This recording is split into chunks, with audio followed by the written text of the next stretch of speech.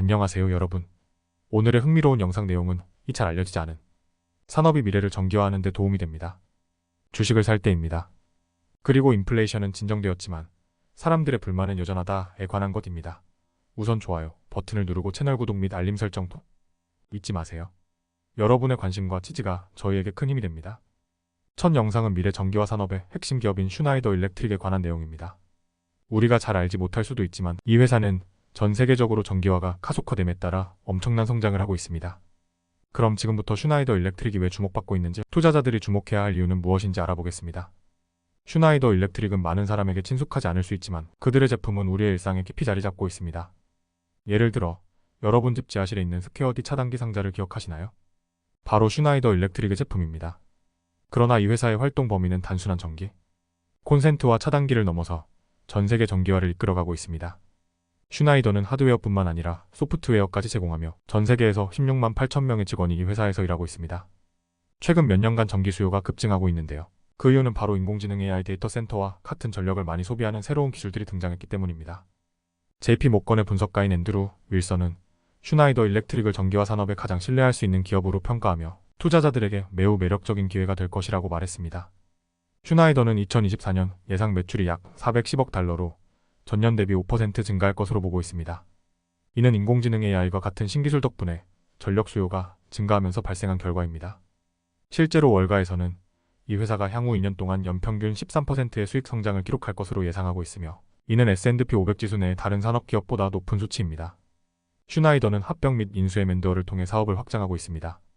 10월 초에는 데이터 센터 냉각 기술을 제공하는 MOTIVAIR라는 회사를 인수하며 데이터 센터를 더 효과적으로 관리하는 데 필요한 고급 냉각 기술을 확보했습니다.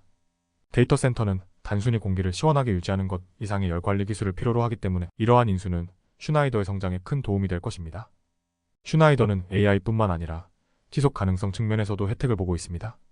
AI 데이터 센터는 막대한 전력을 소모하며 이 전력이 탄소 배출을 최소화할 수 있는 방식으로 생산되기를 원합니다. 슈나이더는 이런 기업들을 돕기 위해 재생 가능 에너지 계약을 체결하며 탄소 발자국을 줄이는 데 기여하고 있습니다. 슈나이더 일렉트릭의 CEO인 피터 HRW시케은 앞으로 전 세계 전력 수요가 꾸준히 증가할 것이라고 확신하고 있습니다.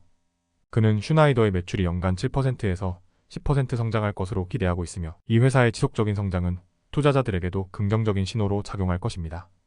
슈나이더 일렉트릭은 단순히 전기 제품을 만드는 회사가 아니라 미래 전기화의 중심에 서 있는 기업입니다.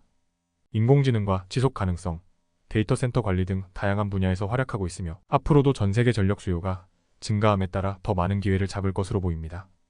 다음 영상은 최근 미국 경제 상황과 많은 미국인들이 인플레이션에 대해 여전히 불만을 품고 있는 이유를 다루고 있습니다.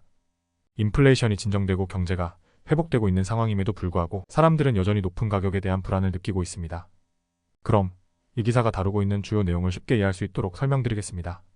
팬데믹 이후 물가 상승이 한동안 계속되었지만 최근 들어 인플레이션은 크게 둔화되었습니다. 2022년 중반에 인플레이션이 최고조에 달했을 때 가격은 전년 대비 9% 이상 상승했습니다. 하지만 지금은 많이 안정되어 2024년 9월 현재 인플레이션율은 2.4%로 떨어졌습니다. 경제도 회복 중이고 고용시장도 강세를 유지하고 있으며 많은 사람들이 임금 인상을 받았습니다. 그럼에도 불구하고 사람들은 여전히 높은 가격 때문에 불편을 느끼고 있습니다. 펜실베이니아에 사는 54세 엔지니어인 멀린 황은 급여가 올랐음에도 불구하고 여전히 가격이 너무 높아 적응하기 어렵다고 말합니다. 그녀와 그녀의 파트너는 식사나 여행을 위해 돈을 더 많이 쓰지만 여전히 가격이 팬데믹 이전과 비교했을 때 높아져 짜증을 느낀다고 합니다. 인플레이션은 진정되었지만 팬데믹 기간 동안 급등한 가격이 여전히 낮아지지 않았기 때문에 많은 사람들이 높은 물가에 대해 계속 불만을 제기하고 있습니다. 1970년대와 80년대 초반의 인플레이션을 경험하지 못한 젊은 세대에게는 이러한 급격한 가격 상승이 충격적일 수밖에 없습니다. 최근 여론조사에 따르면 응답자의 약 75%는 작년에 일상용품과 서비스의 가격이 자신의 소득을 초과했다고 느끼고 있습니다. 식료품, 주택, 자동차, 육아비용 등 필수 생활비는 여전히 높은 상태입니다. 사람들은 특히 주택 구입과 임대료, 보험료 상승에 큰 불만을 가지고 있으며 이로 인해 경제적으로 큰 부담을 느끼고 있습니다. 많은 사람들이 물가 상승을 따라잡기 위해 조정해야 했고 일부는 소비 습관을 바꿔야 했습니다. 예를 들어 한 소비자는 신선한 라즈베리 대신 냉동 베리를 구입하는 등 지출을 줄이는 방법을 선택하고 있습니다. 이러한 경제적 어려움은 2024년 대선에서도 중요한 이슈로 떠오르고 있습니다. 많은 유권자들이 경제 문제를 가장 큰 우려사항으로 꼽고 있으며 특히 인플레이션 문제에 민감하게 반응하고 있습니다. 최근 조사에서는 도널드 트럼프 전 대통령이 경제관리 능력에서 카말라 해리스 부통령을 앞서고 있다는 결과가 나왔습니다. 트럼프는 유권자들에게 세금 감면과 가격 인하를 약속하며 지지를 얻고 있으며 해리스는 생활비 부담을 덜기 위한 정책을 제안하며 대응하고 있습니다. 이 영상은 미국 경제가 회복 중임에도 불구하고 많은 사람들이 여전히 높은 물가로 인해 불만을 느끼고 있다는 점을 보여줍니다. 인플레이션이 완화되었지만 가격이 여전히 낮아지지 않으면서 소비자들은 여전히 불안을 느끼고 있습니다. 특히 주택, 자동차, 식료품 등 필수 생활비의 상승이 사람들에게 큰 영향을 미치고 있습니다. 이러한 경제적 문제는 2024년 대선에서도 중요한 이슈로 부각될 것으로 보이며 각 후보는 유권자들의 요구에 맞춰 경제 정책을 내세우고 있습니다. 오늘은 여기까지입니다. 다음 영상에서 더 유익하고 흥미로운 내용으로 찾아뵙겠습니다. 이 영상은 투자 의견이 아닙니다. 매우 고맙습니다.